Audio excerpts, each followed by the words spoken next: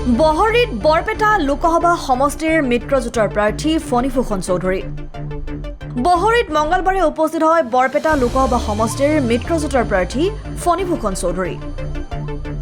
নিৰ্বাচনী প্ৰচাৰৰ উদ্দেশ্যে উপস্থিত মিত্ৰজোঁটৰ অগপদলৰ প্ৰাৰ্থী ফণীভূষণ চৌধুৰী। অসম চৰকাৰৰ আঁচনিসমূহৰ কথা উল্লেখ কৰি ভোট ভিক্ষা ফণীভূষণ চৌধুৰীৰ। বিকাশ আৰু উন্নয়নৰ গতি ত্বৰান্বিত কৰিবলৈ মিত্ৰজোঁটৰ প্ৰাৰ্থীক ভোট দিবলৈও আহ্বান প্ৰাৰ্থীগৰাকীৰ।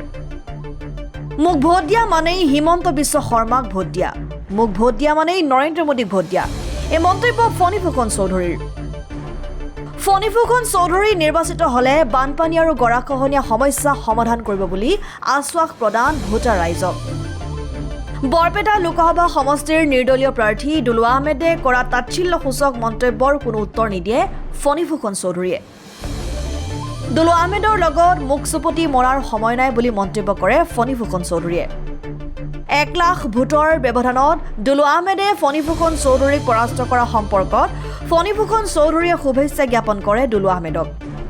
মই জিকিম বুলি ক'লেই নহ'ব, মোৰ লগত ৰাইজ আছেনে নাই সেইটোহে কথা, এইদৰেও মন্তব্য কৰে ফণীভূষণ চৌধুৰীয়ে।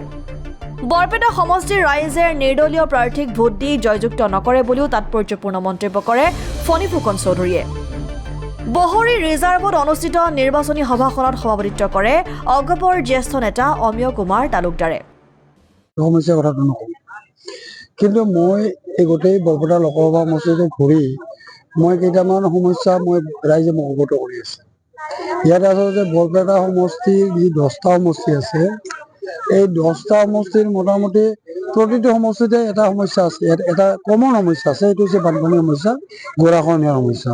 গতিকে ডেফিনেটলি যেতিয়া মই নিৰ্বাচিত হ'ম, মোৰ প্ৰাধান্য এই গৰাখহনীয়া বা বানপানী এই সমস্যাটোৱে মোৰ কাৰণে প্ৰধান হ'ব।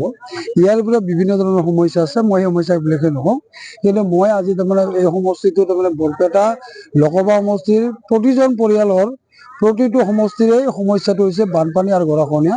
গতিকে এই সমস্যাটো নিশ্চিতভাৱে আমি গুৰুত্ব আৰোপ কৰিব লাগিব। বহৰী অঞ্চলৰ এইটো এটা গুৰুত্বপূৰ্ণ সমস্যা। নাই অলপ আগতে কৈছে, মোৰ ৰাইজে কৈছে তেওঁলোকৰ বিভিন্ন ধৰণৰ আঁচনি গ্ৰহণ কৰা হয়, কিন্তু আঁচনিসমূহ ফলপ্ৰসূ নহয়, যাৰ কাৰণে ৰাইজ বাৰম্বাৰ সেই বস্তুটো চাব লাগিব।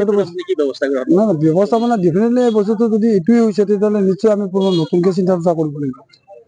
নতুনকৈ চিন্তা চৰ্চা কি কৰিলে কেনেধৰণে তাৰমানে ইয়াতে প্ৰকৃত অৰ্থত যিটো তাৰমানে বানপানী বা যিটো কামত দিয়া হয়, আঁচনিটো প্ৰস্তুত কৰা হয়, সেই কামত যাতে ব্যৱহাৰ কৰিব পাৰে, সেই কামত যাতে সুদ হ'ব পাৰে, তাত নিশ্চয় চিন্তা চৰ্চা কৰিব লাগিব। দুলু আহমেদে প্ৰত্যাহ্বান জনাইছে, আপুনি 1 লাখ ভোটত দুলু আহমেদৰ লগত হাৰিব, কিবা আপুনি মই তাৰমানে ঘটনা হ'ল কি, মই এতিয়া তাৰমানে দুলু আহমেদক মই একো নকওঁ। তাৰমানে মোৰ এইবিলাক চুপতি মাৰিব সময় নাই, মই ৰাইজৰ কাষত আছো। এতিয়া মই ফণীভূষণ চৌধুৰী জিকিম বুলি ক'লে নহ'ব, ৰাইজ মোৰ পাছত আছেনে নাই, ৰাইজ মোক সমৰ্থন কৰিছে নে নাই, সেইটোৱে কথা হ'ব।